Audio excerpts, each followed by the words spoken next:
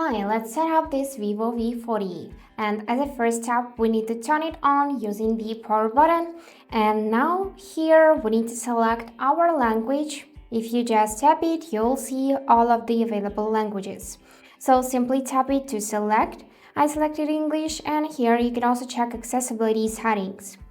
And after that we can tap this start button and select location. I'm gonna choose Czech Republic, and after that we will need to agree with terms and conditions. So here you need to put a check mark on I have read and agreed to the above and tap the next button. And now we can connect to the Wi-Fi. So I'm gonna select my network and enter its passcode really quickly. After that, tap this connect button, and within a couple of seconds you will be connected. So at this point we are simply waiting because the phone is loading. It may take some time, don't worry, just relax and wait a few minutes. Here we can copy apps and data from your previous device, or if you want to set up this device as a brand new, you can select the option to don't copy, as I'm gonna do.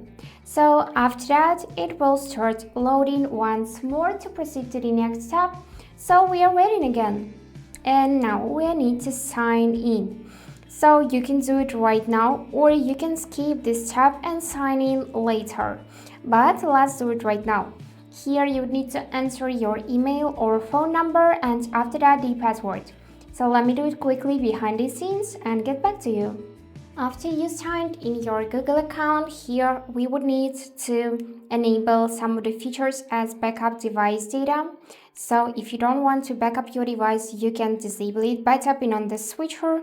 Here we can check the location tab, device maintenance, and if you agree with everything, just accept it and go to the next step. And here we need to choose the browser and search engine, so let's do it. For the browser, I want to select Google Chrome, and let's set it as default. And for search engine, I want to select Google as well. So here you can also set unlock method, or you can skip this step and do it later in the settings. So that is what I'm gonna do now. After that, we need to continue setup, and now we can also here set up Google Assistant. So let's tap I agree button. Here agree as well. Just agree with everything you see on the screen. And here agree. Here you can add anything else. For example, another email account, or add another fingerprint, change how text displays. Let's check this feature. So here we can select another font size. This is the large one. You can see how the display size adjusts to whatever I'm selecting. And this is the display size. Also, if you messed up, you can select this button to restore defaults. And if you want to make your text more visible, just enable this bold text and you can already see the changes. And this is high contrast. I don't like it, so let's disable it and go back. And here we need to select next button, and we are waiting again. Here we can select either we wanna set auto updates for the software or install manually.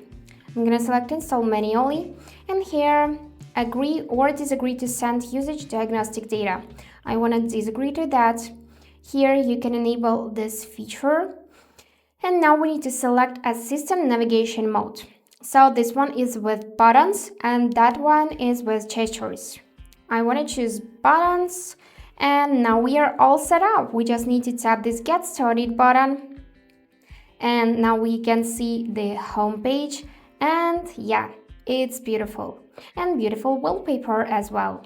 So also don't forget about the SIM card.